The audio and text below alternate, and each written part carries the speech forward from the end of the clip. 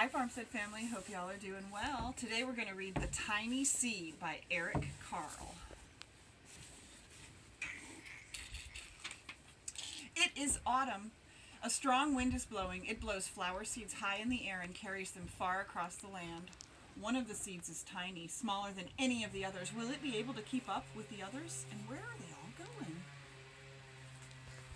One of the seeds flies higher than the others. Up, up, up it goes! It flies too high and the sun's hot rays burn it up. But the tiny seed sails on with the others. Another seed lands on a tall and icy mountain. The ice never melts and the seed cannot grow. The rest of the seeds fly on, but the tiny seed does not go as fast as the others. Now they fly over the ocean. One seed falls into the water and drowns. The others sail on with the wind, but the tiny seed does not go as high as the others. One seed drifts down into the desert. It is hot and dry and the seeds cannot grow. Now the tiny seed is flying very low, but the wind pushes it on with the others. Finally, the wind stops and the seeds fall gently down on the ground. A bird comes by and eats one seed. The tiny seed is not eaten. It is so small that the bird does not see it. Now it is winter. After their long trip, the seeds settle down. They look just as if they are going to sleep in the earth. Snow falls and covers them like a soft white blanket. A hungry mouse that also lives in the ground eats a seed for his lunch, but the tiny seed lies very still and the mouse does not see it. Now it is spring. After a few months, the snow has melted. It is really spring. Birds fly by. The sun shines. Rain falls. The seeds grow so round and full they start to burst open a little. Now they are not seeds anymore. They are plants. First they send roots down into the earth. Then their little stems and leaves begin to grow upward toward the sun and air. There is another plant that grows much faster than the new little plants. It is a big fat weed, and it takes all the sunlight and the rain away from one of the smaller new plants. And that little plant dies.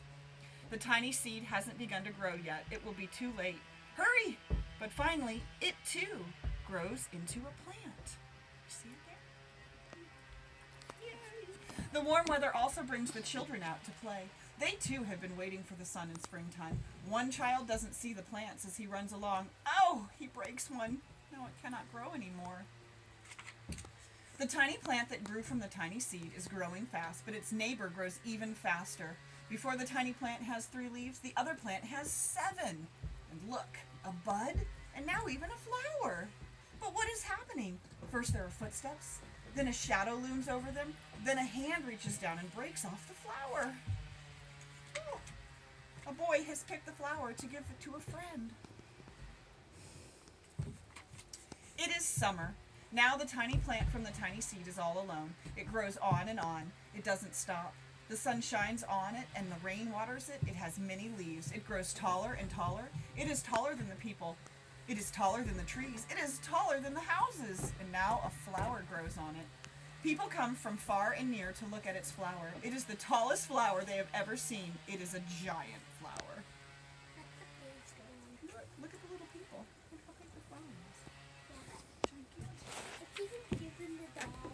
All summer long, the birds and bees and butterflies come visiting. They have never seen such a big and beautiful flower. All of them can sit on all of those petals. They could. Now it is autumn again. The days grow shorter, the nights grow cooler, and the wind carries yellow and red leaves past the flower. Some petals drop from the giant flower, and they sail along with the bright leaves over the land and down to the ground. The wind blows harder. The flower has lost almost all of its petals. It sways and bends away from the wind, but the wind grows stronger and shakes the flower. Once more, the wind shakes the flower, and this time the flower's seed pod opens. Out come many tiny seeds that quickly sail far off.